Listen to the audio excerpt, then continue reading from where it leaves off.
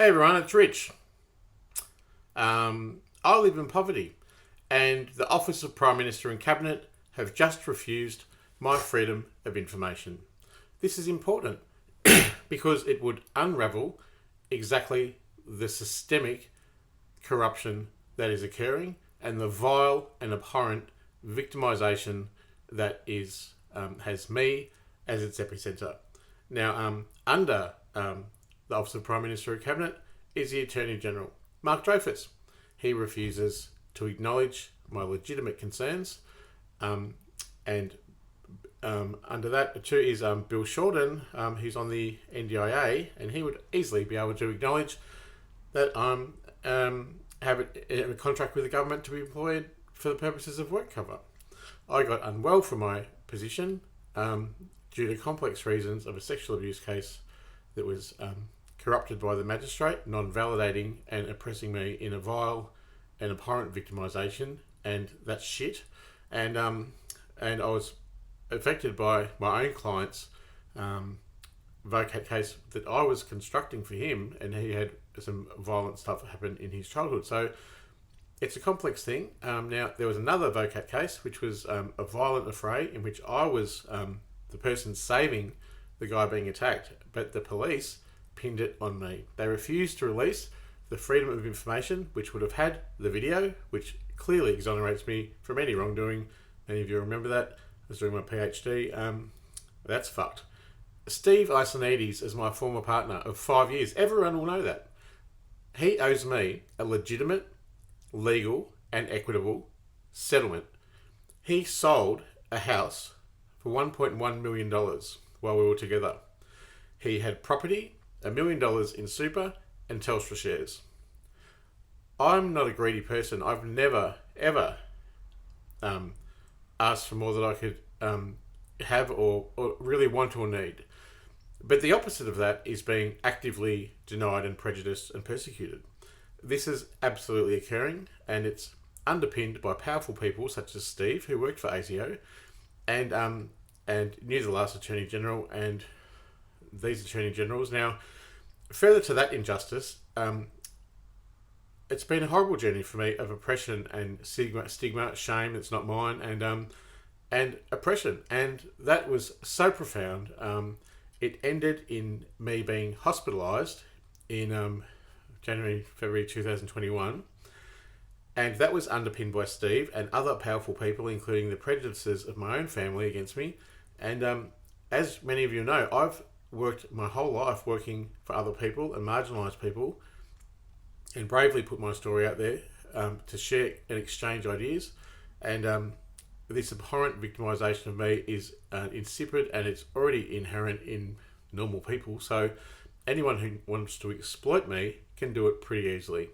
Now, that was a terrible experience, and the doctor there, Dr. Kumar, knew exactly of Steve and his violent tendencies, and the way that I was afraid of him, and got a intervention order out against him, so he wouldn't be able to send a hitman like he threatened. In the end, all this abuse was so much for me, I attempted suicide in the hospital. The Freedom of Information says it was a fatal attempt and a lethal injury. I'm still alive, but since that time, I've lived in utter fucking detriment, and this is why. The powers that be are afraid that I'm going to get my end in with my rights and my voice, so I'm just saying it now. I have lost, I've worked hard to get where I am, and I've worked compassionately, and I've worked with kindness, I believe, and this vile, abhorrent and systemic government oppression of me is fucked, and the Office of Prime Minister and Cabinet's refused my freedom of information, and under that, my work cover is still at the AHRC. 18 months later, I've lived in a designed, elaborate, stricken poverty for 18 months. Since I literally survived fucking crucifixion. But look, it's been 18 months, and in addition to that, my income assist didn't pay from HCF. Sheena Jack, hi Sheena, she was called out doing fraudulent documents, and as we know, it's cooked from the top, because I also lost $1 million at the Australian Human Rights Commission and $1 to $2 million at AFCA. Now, they were all fucking cooked. Why? powerful people want to stop me. They can't stop me speaking, and they won't. Not till I die. And I tell you what, that could be soon, because I've actually got cancer. And in addition to that, I have survived a fatal injury, and I've got a brain detriment. And now, due to all this systemic government oppression that is underpinned by my nearest and dearest and former partners, it has exonerated me from any acceptance into broader society. So I've lost out big time. I want someone out there right now to say, it's shit what's happened to Rich. I've fucking got his back. Let's do something. Come on, let's go. If you've got a fucking problem with me, why don't you speak up and say it? If you don't want to help me, and you're a friend and I've tagged you, please outline the reason why. I'm begging, mate, because this is a profound injustice, which is so systemic and abhorrent, which exploits already existing prejudices of a very kind and usually friendly person. I sound terse at the moment, apologies, but I cannot go to police. I cannot get a lawyer. I am a failed whistleblower. I've literally been murdered, and further to that, Steve, again, was pivotal in incarcerating me again in hospital when I again went for a demand for payment because nothing else was working. And to that, I got into the hospital, and lo and behold, there's this trans guy in there, and he fucking goes to kick the shit out of me. Imagine you go to hospital or go to the dentist. Someone smashes you in the fucking head. It doesn't happen, does it? Well, unfortunately for me, it does. And here's the evidence. And it's a bullshit story because all of the hospital, all of my family, and not a single person has done anything about it. I'm a failed whistleblower at ASIC, at IRBAC, at the Commonwealth Ombudsman.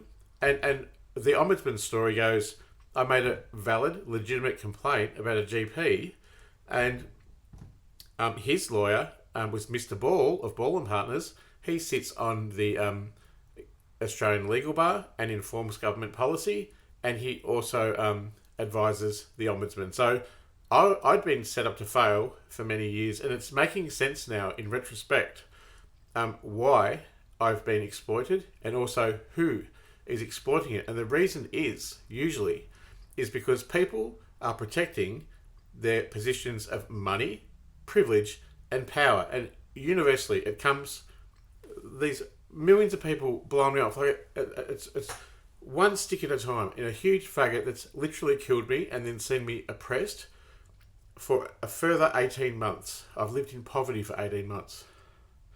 It's not right what I'm going through compared to the potential amount of detriment payment that would have come to me should a rule of law be followed. It's an abhorrent and vile victimisation. I've got cancer and I can't even get a doctor's appointment. I just wanted to say that tonight in a really succinct way because I feel like it's universally expected that the whole fucking earth exploit and demonise me. Like I feel like the laughing Jesus monkey at the end of the fucking earth age. You know, can someone out there have my back? We accept cuddles. Chris was here in the bed. We accept cuddles. We accept friends. We accept gifts. I don't know. If you want to buy me coffee, that'd be good. And I love people. I love people. I'm afraid though that I've been forsaken, and that's really shit. And further, these I get people breaking into the house. It's just ungodly, the abhorrent amount of abuse that I'm going through. For what reasons? I put my hand up for and made myself vulnerable. Why? Because I'm a kind, compassionate, and innocent person. That's why. And this is fucked. It's fucked. Yeah. So if you want to send Steve Iasonidis an email and say, hey, you should send Rich, your former partner, who you're engaged to, a bit of fucking cash, you know. As you can tell, and as you said, he's fucking doing it hard. Why don't you help him, mate? Hey, Stevie Star, do you remember what the Buddha said, mate? He said, try not to be a cunt. Can everyone not be a cunt to me and help me? Thanks.